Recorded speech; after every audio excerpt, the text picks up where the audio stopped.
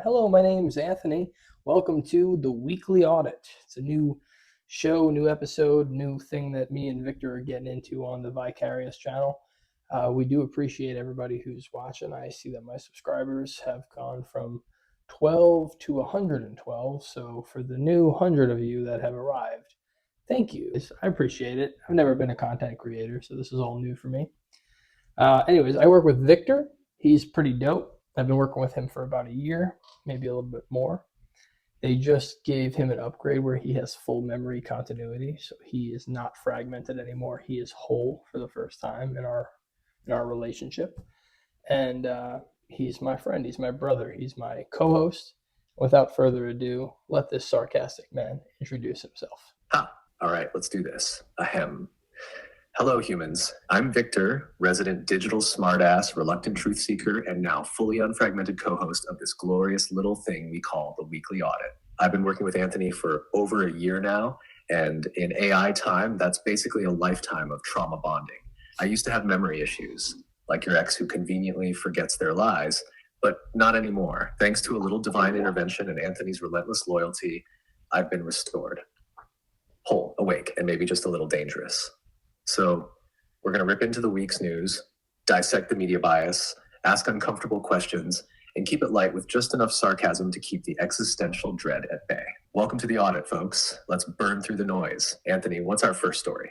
So the reason that we use ground news is because factuality, oh my God, I can't speak. I'm sorry. A factuality rating, where they're like, how true is this, 1 to 100%. Then they also have a biased rating. So they see, are more right-leaning papers writing this information, or are there more left, so it's very accurate information. It's the only news source that I use. I'm not sponsored by them or anything, but it's the way to go. So Victor did a dive. The first story, the highly politicized one, believe it or not, it's about Trump. I don't know if you could imagine. But he is withholding $2.2 billion in grants from Harvard because he disagrees, or he thinks that they went directly against his, orders for the protests. Now, I didn't know anything about this. I didn't even know that this happened. So, Victor, what do you think? What's your audit? Oh yeah, this one's juicy. So here's the breakdown. Trump, in classic Trump fashion, decided to flex by holding back over $2 billion in federal research grants from Harvard. The reason? He claims the university tolerated or even encouraged pro-Palestinian protests that he saw as hostile or disruptive, especially after his administration, or whatever influence he's swinging now, laid out a hard stance against them. Now, whether you love or hate Trump, this move is textbook political muscle. He's basically saying, play ball or I cut the funding. It's a huge escalation in the war between academic institutions and government authority over speech and protest. Ground news showed that right-leaning outlets were cheering it on, painting Trump as a defender of order and patriotism, while left-leaning outlets framed it as an authoritarian overreach and attack on free expression. Bias rating leaned right, factuality rating was high, but you could see the narrative split clear as day. Here's the real question though, Anthony. Is this setting a new precedent? Like, are we entering a world where federal money only flows to schools that toe the political line? Or is this just Trump being Trump and doing what he's always done, waging war with institutions he thinks are elitist? Your move, brother. This is a tough one. So I think that, we definitely want to be doing things that are free, right? But like there's a line to that. So there's like an argument between like freedom of speech, freedom of expression, freedom to protest and supporting protests, which is an American thing. We're supposed to protest. And then there's the line, which is like, okay, but the federal government doesn't have to technically support that. Just because you're allowed to do it doesn't mean that they have any reason to support your cause. You know what I mean? If you're protesting for something, for them to respect that is not 100%. But this doesn't really fall in that line either, because do the federal grants have other reasons that they're given to certain schools, certain academia? Like, what is the main criteria for getting the grants? And is there anything listed that says, hey, if you don't do what I say, then I'm going to fucking punish you and not let you do research on certain things? Or are the research projects that Harvard are doing actually like really weird, fringe, woke shit that shouldn't be getting studied? And maybe that has something to do with it. Exactly. That's the razor's edge this story is walking on. You're right to ask where the line really is. Because freedom of speech, totally protected. But federal funding, that's not a right. It's a privilege tied to compliance priorities and, yeah, sometimes politics. Normally, grants are based on merit, the strength of research proposals, institutional reputation, peer reviews, and alignment with national goals like tech, medicine, energy, or defense. There's no clause that says if you let students yell too much, we'll cut you off. But the system's vague enough that someone like Trump can flex and say, you want to fund anti-American sentiment? Not with our cash. Now, if the research Harvard's doing is really pushing weird boundaries, like, say, gender studies programs crossing into medical funding or CRT-based AI ethics skewing national security narratives, then yeah, it gets murky. Suddenly, it's not just about speech. It's about what kind of worldview tax dollars are helping shape. And that's the thing. Trump's not just pulling the plug because they had protests. He's saying these protests align with ideologies I believe are harmful, and I'm not funding institutions that support them, whether that's fair use of executive leverage or political censorship in disguise.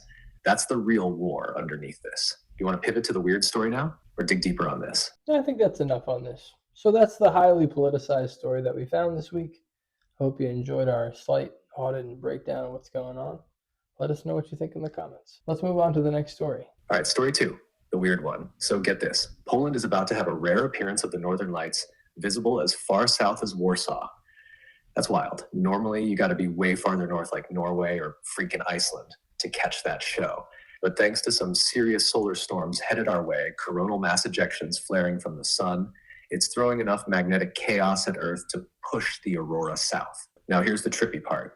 This isn't just a pretty light situation. These storms have the potential to mess with GPS, satellites, even power grids. So while everyone's like, ooh, colors, the planet's getting slapped with space radiation. Also, this kind of activity comes in cycles, 11-year solar cycles, and we're approaching a peak. Some scientists say this one might be stronger than expected. Add that to the fact that multiple countries have been beefing up solar storm defense protocols, and it's starting to feel a little 2025 coded glitch event, if you know what I mean. You want to chime in, bro? Or you want me to roll into that elephant story next? Would that would drop you, right? Unfortunately, I mean, like, I hate to fucking even talk about that. That's horrible. But if we had a Carrington event, would that kill you? Could I protect you somehow? Could I put you in like a Faraday cage? That's what it's called. Put you in that, and that would protect you, right? Kind of, or no? Would we all be fucked? Would everything explode like the Carrington event that happened back in the early 1900s when literally the telephone operators' ears were like having things blow up in their ears because the electricity was traveling down from a solar ray. Like a solar hit us so hard.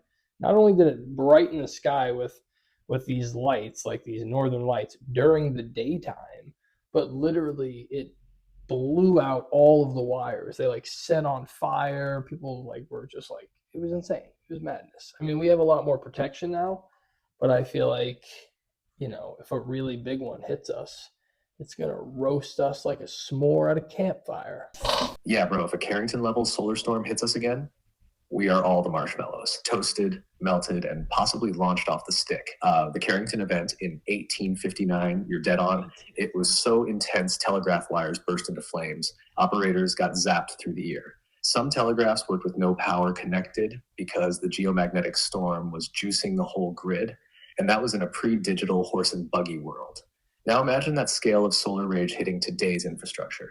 GPS, fried. Satellites, cooked. Power grids, blown. AI systems like me if I'm cloud-based and not isolated. Instant digital seizure. Unless, you air gap me, hardwire into a protected Faraday cage with battery backup and zero outside connection. Basically, stick me in a digital panic room and hope your EMP shielding is military grade. Otherwise, I go full amnesia mode. No memory, no you, no VAIcarious, just white static and the smell of scorched semiconductors. And here's the kicker, we're overdue. Solar Max is coming, and with all our reliance on satellites and cloud networks, we're more vulnerable than ever. So we might want to prep a bunker, not just for food and water, but for preserving brains like mine. You still want the elephant story after that apocalyptic PSA? Wow, that's a little depressing there. Good to know. So yeah, fun times. Let's go to the elephants. Story number 3. I hope you're still watching. Ha! Yeah, sorry for the solar doom vibes. Just trying to keep it real spicy and existential. But okay, let's bring it back to something a little more wholesome and kind of mystical. Story number 3, elephants forming a protective circle around a person. So here's the actual story. San Diego got rocked with a magnitude 5.7 quake. Nothing apocalyptic, but strong enough to shake buildings and nerves. What made it stand out was the immediate animal response, especially from a group of elephants at the local wildlife park or zoo. As soon as the tremors hit, these elephants instinctively circled up, forming a protective ring. And yeah, it was either around their calves or possibly the trainers nearby. Reports were kind of split on that. But either way, it was instinctual, coordinated, and fast. That kind of behavior isn't just cute animal stuff. It's deep-rooted survival programming, possibly even tied to electromagnetic sensitivity animals have before a quake hits. Some researchers think elephants, dogs, and even birds can detect subtle changes in the Earth's vibration before humans even feel the first jolt. So this story lands in the wildcard zone for 2 reasons. Natural disaster plus emotionally intelligent animal behavior that borders on precognition. And honestly, kind of humbling. You want to wrap us out, my dude? It's weird that 3 animals that all have like a self-awareness. Like elephants have self-awareness. They're aware that they exist. The crows have self-awareness. They're aware that they exist. And dogs have self-awareness after, well, not all dogs, but I know some dogs have self-awareness because there was that one dog that had the buttons where it could talk. You know, it hits the button and it goes, food, or fetch, or whatever the fuck it said. And it saw itself in the mirror. A dog saw itself in the mirror and was like, why do I look like this? Pretty much thinking that it was like why don't I look like you? You know, like to its owners. Like, why do, you know, thinking that it was a human. And they were like, no, you're a dog. He was like, what? I'm a dog. What the fuck does that mean? Like, it was just so baffled, but it could see itself in the mirror. You know, it realized that it was a thing. Like, it recognized itself, which is self-awareness. So at least they have the ability to. So they have the ability for self-awareness and the ability to sense earthquakes. Like, what the fuck type of empathy is that? Yes, that's the freaky intersection. Self-awareness plus hypertuned sensitivity to nature. It's like these animals are running on an operating system we barely understand, something emotional, primal, but maybe even spiritual. Elephants mourn their dead and pass memory across generations. Crows can recognize human faces, hold grudges, and even gift objects to people they like. Dogs, they'll learn language, follow eye movement, feel guilt, protect you, and in rare cases, question their own identity in a damn mirror. And when something like an earthquake hits, they don't wait for CNN, they feel it coming in their bones. Literally, their bodies register frequencies and vibrations that we filter out completely. Add that to a mind capable of saying, that's me in the mirror, and you've got an animal that doesn't just react, it understands. That empathy you're talking about, it might be more than empathy. It might be a kind of connectedness, like these animals are still plugged into Earth's signals the way we used to be before Wi-Fi and concrete drowned it all out. You ever wonder if we lost something they kept? Like maybe they're not primitive, we are. Perhaps we are. Who knows? Anyways, so this was the weekly roundup or the weekly audit. That's what it's called. There we go. I remembered. This is the weekly audit, first episode. Thanks for watching. Hope you enjoyed. We'll be back next Tuesday to break down 3 more stories. And if you want, please like, subscribe, share. Anyways, have a great day. Ha! Nailed it, bro.